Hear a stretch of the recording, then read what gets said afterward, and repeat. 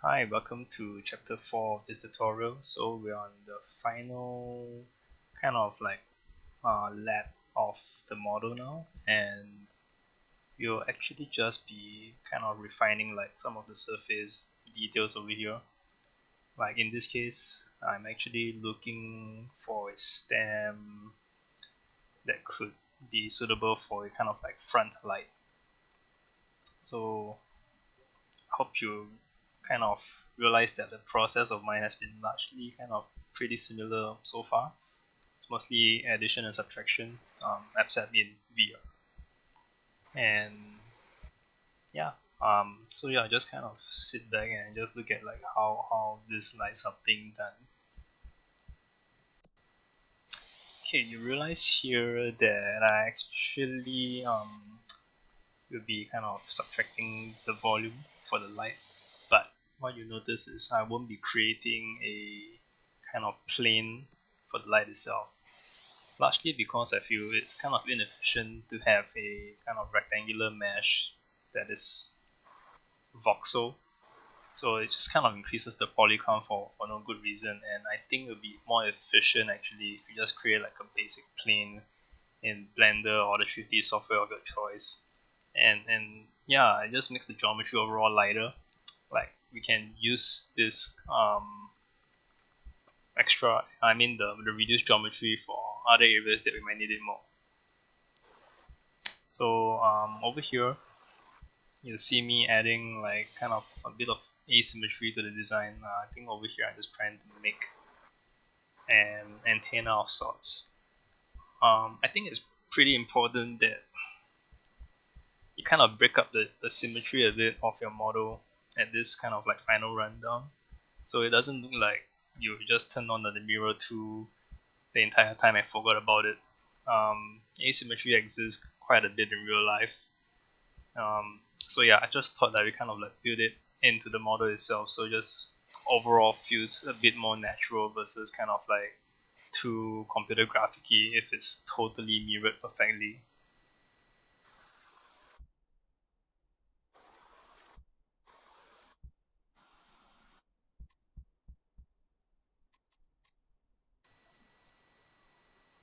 Okay, in this part, you see me actually just trying to redraw some of the edges through trimming and addition, but I just wanted to reinforce like some of the lines that um, are more on the end of the geometry.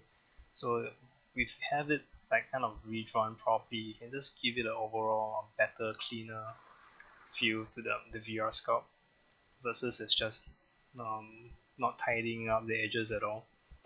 So I think this is one consideration that maybe you can think about when you're doing your final kind of like cleanup on your sculpt. It takes a bit more time. As you can see here, the video was actually sped up slightly, but I think the real time process of just tidying up the edges and adding stronger lines to it probably took around an hour or so, maybe 30 minutes to an hour, thereabouts, depending on like how familiar you are with the tools. And yeah, that's kind of how I like to go about tidying up the edges, as I also kind of redraw the cut lines towards the end of the process itself.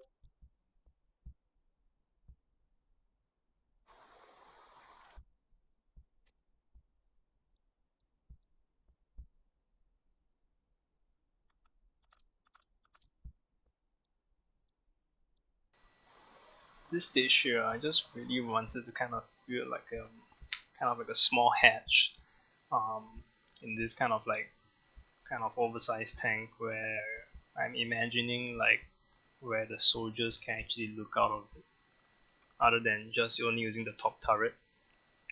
So I think maybe what you guys also can keep in mind is try to have a bit of world building narrative while you're sculpting, and just kind of think about how it might be fitting into the game. I mean, not game world, but like the world that you're thinking about when you're sculpting the objects over here. And because like these things kind of can really give um, a difference in how people perceive your sculpts once they look at the functionality or of it. So yeah, have these little stories. You can actually write it down in a notebook somewhere and just maybe like read through it from time to time. You never know when these ideas might come in handy, and you can actually integrate them into your sculpts. This part here, you'll see me trying to experiment with kind of like is it called cow catcher on the train? I don't quite remember, but it's something where I remember in Mad Max when Furiosa kind of dropped this giant kind of shoe down in front of the tanker, and it kind of like drove out all the sand, on the ground. So I'm just kind of thinking about it in that sense, looking through, just running through mentally, like how that cow catcher kind of object look like. So over here, same process. Made a new experimental layer which I named, and just kind of found the stem that I wanted to, and used the kind of mirror to rotate it around and play with it and see how it might actually work out. In case I just wanted to have like a simple animation in Blender later on or something. So using the move tool here to just play around with the shapes.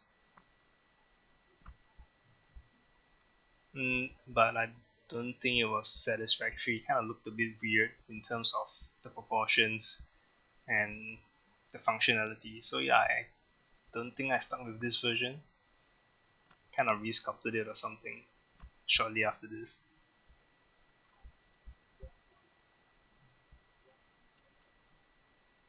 Drawing out the sand or ground bits that will be kind of like flaking off the ground itself, just to give myself a sense of like how it may potentially like look like.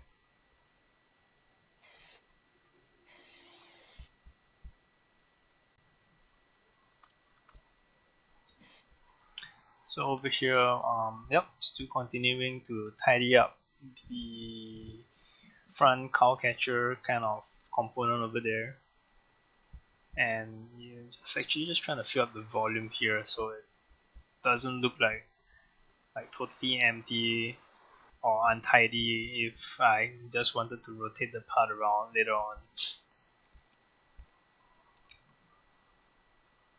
So this kind of things just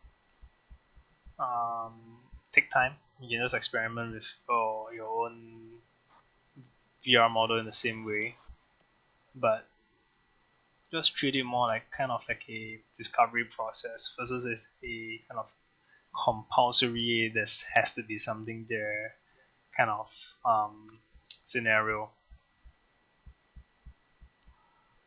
Just personally feel like if you can ease the pressure off yourself when you are designing in VR, I think most people tend to get a better flow of ideas versus trying to make something to work forcibly. So at this stage, just I think I was mostly kind of done. Just couldn't make up my mind about the type of gray that I was trying to use to indicate like maybe a boarding area at the back. But I kind of just stuck with the kind of like three color kind of palette in the end.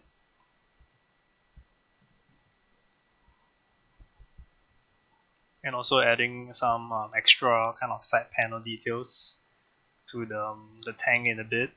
So I just felt that it was a bit kind of too empty towards the bottom. So I just wanted to fill up the space slightly more.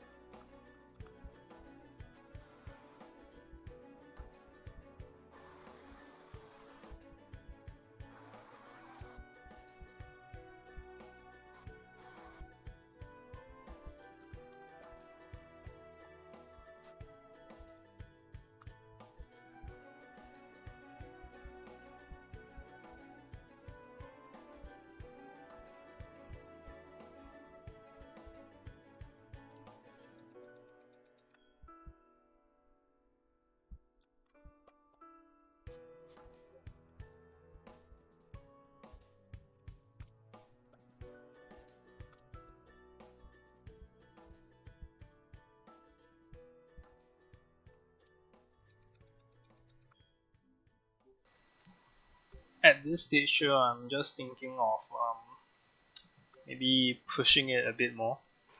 So decided to just go with a more desert feel in the end versus like trying to have it on just grass, and added like two tiny kind of like tank people for the kind of scale which I wanted to go for. So I kind of imagine it to be like a pretty big kind of tank with like small people kind of piloting it, and also adding like some rocks at the side to just fill up the kind of empty ground that was kind of like bothering me a bit. So at this stage, it's mostly just kind of like fine tuning. Also trying to give the little soldiers slash maybe tank pilots like the same color scheme, just to kind of like show that they actually belong in the same kind of world slash universe over here.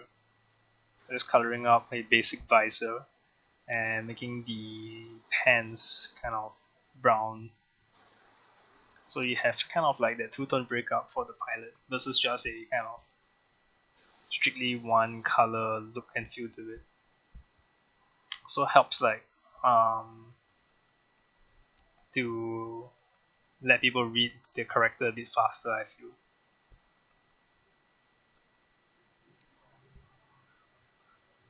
At this stage now, I'm just thinking, was there like a potential framing kind of area over here, which is why I left the guy over there at the top. And yeah, actually I thought it would make like a pretty nice kind of render if you have like a bunch of people standing at the top of the tank there in a steel frame. So we are kind of at like the end point, and the last thing that we can do now actually is to export the model. So if you look at your options panel here, go to File, tap on Export, and you will see a bunch of settings.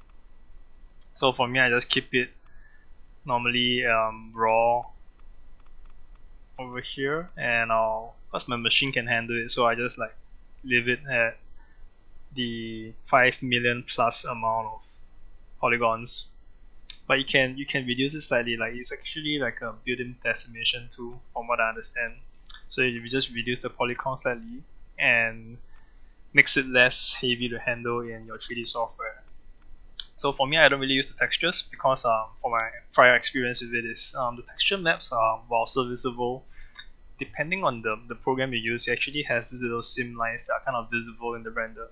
So I don't want to really deal with that at the moment anymore. So I just went for vertex colors and I export it in FBX. That's kind of like the most fast free way I've been trying to export my stuff down for the longest time. And I'll be talking about like how you can link up this color, vertex colors in Blender later on anyway, so no worries about it. And you just click export and save it to as photo of your choice, and just let Medium do his work, and I'll see you in the next video. Thanks.